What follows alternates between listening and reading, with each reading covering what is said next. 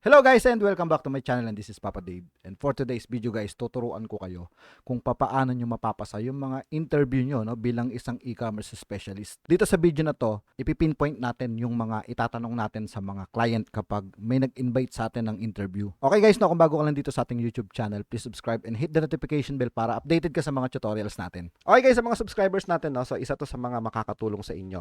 So join tayo dito sa members area natin para makaklaim tayo ng Certificate of Completion na pwede nyong ilagay yung certificate na to sa mga freelancing website, sa mga profile ninyo para mas gumanda naman yung profile nyo at may maipakita kayong certificate lalo na sa mga walang experience sa inyo. So isa to sa mga makakatulong sa inyo. So join lang tayo dito sa members area natin. Okay, so eto guys, yung ituturo ko sa inyo. Ito ay base sa mga na-experience namin, sa mga naging client namin, kung ano yung interview na nangyayari pagdating dito sa e-commerce. Dito naman guys, sa e-commerce, casual lang naman. So dito wala naman tayong mga tanong na about sa mga kapag nagtatrabaho ka sa mga local na trabaho. Tatanungin ka ng tell me about yourself, ano yung maitutulong mo sa company namin. So dito guys, sa online jobs, walang ganun tanong. Dito ay straight to the point kapag kinausap kayo ng client. Ang mga tanong nila dito is about dun sa trabaho na gagawin ninyo. Kaya sa mga natatakot sa inyo na hindi ako marunong mag-English, sir, anong gagawin ko? Hindi ako marunong mag-English. Dito ay kailangan yung magtanong sa kanila. Hindi naman kailangan na kakausapin nyo sila ng voice. So dito naman more on chat. So kagaya dito sa Upwork, meron silang messenger dito. So doon nyo lang sila makakausap. Hindi dito yung voice interview na magbi-video call kayo, na kailangan naka-webcam kayo. So hindi naman siya ganon. So dito ituturo ko sa inyo yung mga na-experience namin na interview, kung ano yung mga ipipinpoint ninyo, kung ano yung mga itatanong ninyo sa client, dahil dito sa e-commerce, kayo ang magtatanong sa client. So, hindi kayo ang tatanungin ni client. So, ano nga ba yung mga kailangan natin itanong sa interview? So, depende to dun sa a-apply natin. So, halimbawa, dito sa product optimization, ano ba yung product optimization? Yung product optimization, guys, yung mga client na basta-basta na lang naglilista ng products nila na hindi ginagamitan ng SEO. Halimbawa, may mga products na kinaka-copy-paste lang nila yung title nila sa Amazon. Meron naman kung ano-ano lang yung inilalagay nila. Nakakalimutan nila yung size, nakakalimutan nila yung gender, kung para for men's or women's ba yung mga inililista nila. So, dito ang gagawin natin ay tayo yung mag-aayos nung mga products na inililista nila. So, unang tanong natin, syempre, ano ba yung mga type ng products nila? Syempre, hindi naman natin agad makikita kung ano yung mga binibenta nila. Pag sinabi nilang sa damit, kailangan ang sasabihin natin na maramitan tayong experience pagdating sa damit. So meron naman tayong mga tutorials kung papaano natin inililista yung mga damit. Meron tayong mga standard, meron tayong mga pinpoint na dapat na nandoon sa listing natin. So itatanong natin kung ano yung type ng products, kasi meron sila puro sapatos, meron mga bags, meron mga damit. So meron naman iba-iba, halo-halo yung mga client na makikita natin. So wala tayo ditong eksaktong client na alam natin agad kung ano yung mga hinahanap nila sa VA. So anong e-commerce website? Ayun yung pangalawa. Sir, ano yung e-commerce website na ginagamit nyo? Dahil maraming e-commerce website. Halimbawa, yung eBay, Etsy, yan yung Amazon. So, kailangan malaman natin. So, pag sinabi nila na sa eBay, pwede nating sabihin na, sir, yan ang specialty ko, yung eBay. Kahit sabihin na natin na hindi naman, Parang ang sa akin kailangan sabihin natin dun sa interview na, ayan talaga yung specialty ko sa Etsy. Kahit hindi naman natin alam kung ano yung e-commerce website na yon. Dahil dito naman sa product optimization, ang gagawin lang naman natin ay iibahin natin yung title, iibahin natin yung description, yung mga photo. So, ganun lang naman, pagdating sa product optimization. Aayusin lang natin, Sunod na itatanong natin, sir, ito bang product nyo na to?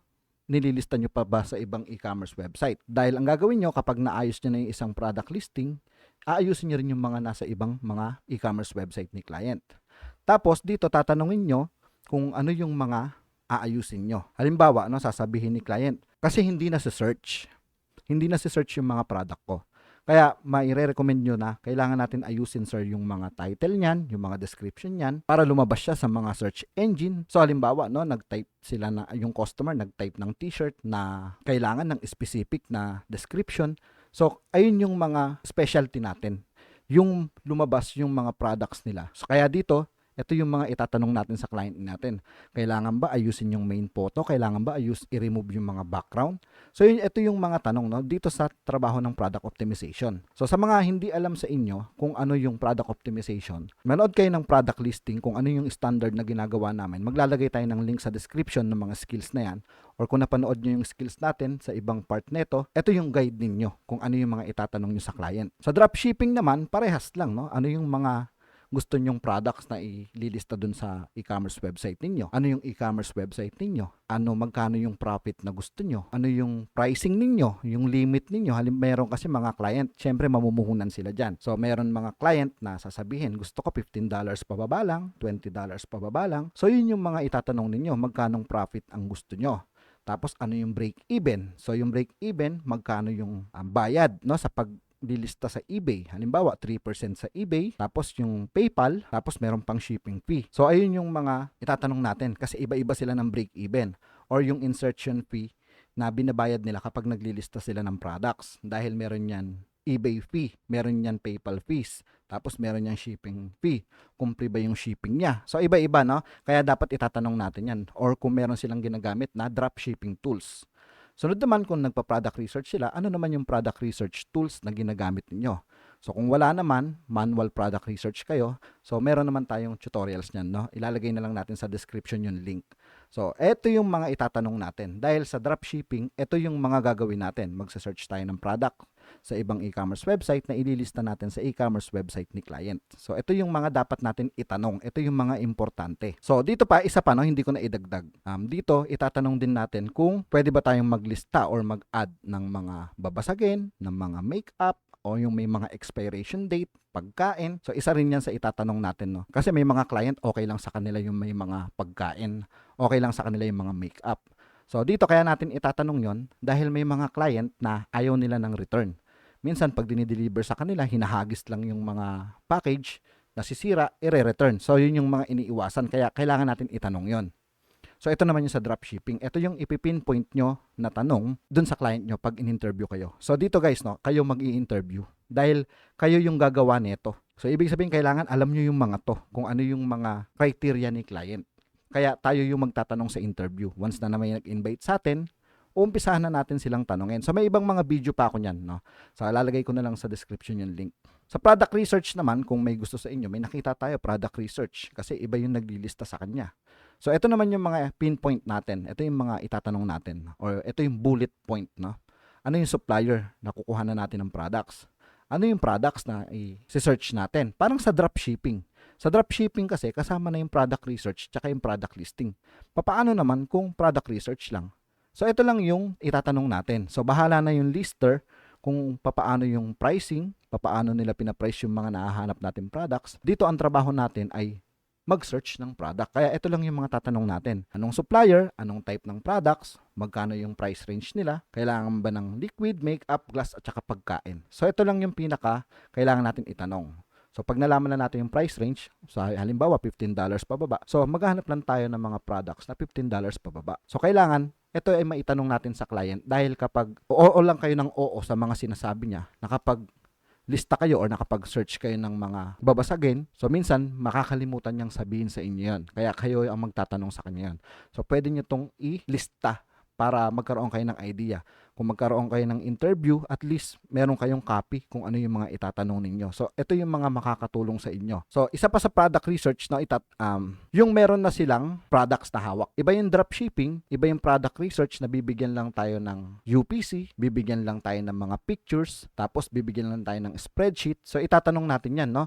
Ano yung type ng products nila? Meron ba tong mga UPC? Kailangan alam na natin yan. Meron ba kayong isesend sa akin ng mga pictures? Or meron ba kayong spreadsheet kung ano yung mga ipa-product research natin? So ito naman sa product research na on hands. Yung isa naman product research sa dropshipping. So dalawa yan, no? Dalawang klase yan. So ibig sabihin, no, sa dropshipping, kayo yung maghahanap ng products niya. Dito naman sa on hands, meron na siyang hawak na products. Tatanungin nyo lang kung meron silang mga UPC, picture, spreadsheet, tsaka yung mga type ng products nila. Kahit papano naman, i-discuss niya sa'yo kung ano yung trabahong gagawin mo. Sasabihin niya na meron ako mga on-hand na products. Kailangan ko na makahanap ng mga pictures neto na ilalagay dun sa e-commerce website ko. Or pwede kayong mag-suggest na picturean nyo na lang yung mga products para hindi na kayo gumamit ng spreadsheet. i-send nyo sa akin, ako nang bahala maghanap. So yun yung mga pwede natin sabihin kay client. So ito naman guys, no, ito yung mga tanong ni clients na mga hindi natin inaasahan na mga tatanong niya sa atin. Etong apat na to. Ilan yung kaya nyong ilista sa loob ng isang oras? So dito guys, ang pinaka minimum, no, na pagpa-product listing o product research ay 5 sa isang oras. Ayun na yung pinaka minimum ninyo. So dito naman guys, no, sa pagpa-product listing, hindi natin kailangan na madaliin. Pwede naman tayo mag-opt ng time. Kung beginners ka pa lang, mag-opt ka ng time, pwede ka mag-advance ng trabaho. So ganun yung discarding ginagawa namin.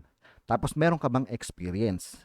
So dito guys, pag in-interview kayo, minsan unang itatanong sa inyo to. Kaya pag tinanong sa inyo to, ang sasabihin nyo lang ay, oo, meron akong experience. Tapos saka nyo na siya tatanungin ng mga bullet point na pinakita ko sa inyo ngayon. Para sa interview pa lang, malaman niya na hindi na siya maghanap sa inyo ng mga sample. Kasi itong pangatlo natin, maghahanap siya sa inyo ng mga sample work ninyo. Kaya ina-advise ko na yung napanood nyo, gawin nyo sa sarili nyo. Gumawa kayo ng dummy account. Tapos practicing nyo. Tapos pwede kayo mag-screenshot para pag naghanap sa inyo ng sample of work nyo, pwede yung isend sa kanya yung mga picture nung mga ginawa ninyong pagpapractice. Tapos pagdating naman sa rate, dito minsan nagkakatalo.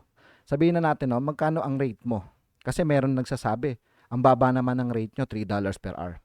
Para sa akin guys, no, doon muna tayo sa pinakamababa, mag-gain muna tayo ng experience. Para sa akin, ang minimum na $3 per hour, yun na muna ang gawin yung rate. Lalo na pag nakita niya na maganda ang profile nyo, maganda yung interview na ginawa ninyo, pagdating sa rate, mas maganda kung malalaman niya na mababa lang ang rate mo kung nag-gain ka pa lang ng experience. Pero kapag marami ka ng experience, rising talent ka na, doon ka na mag-rate or doon ka na mag-demand ng sweldo. Halimbawa, gawin mo $8 per hour, $5 per hour kasi nga marami ka ng experience, magaganda mga feedback sa'yo. Pero kung baguhan ka pa lang, so para sa akin, doon ka muna sa pinakamababa. No? Mag-gain ka muna, mag-build ka muna ng profile bago ka mag-demand ng sweldo. So yun guys, kailangan muna natin na manood, no, nung mga skills para pag nalaman nyo na, napanood nyo na, sa tingin nyo kaya nyo na, magagamit nyo na yung mga sinabi ko. Sa mga hindi pa nakakapanood sa inyo kung ano yung mga skills na to, so panoorin nyo yung masterclass na to mula part 1 hanggang dito, no, hanggang dulo ng lesson natin para malaman nyo yung sinasabi ko pagdating dito sa interview sa e-commerce. So sa mga hindi naiintindihan yung mga sinasabi ko, kailangan yung mapanood yung mga skills. Kailangan yung mapanood yung actual na trabaho na pinapakita ko sa video kapag sinunod-sunod nyo yung masterclass na to para maintindihan nyo yung sinasabi ko na to. So hindi nyo maiintindihan to kung hindi kayo magsisimula sa part 1, lalo na kapag beginners ka at wala kang experience. So sana guys, to nakatulong sa inyo yung video na to. So yun lang po at maraming salamat.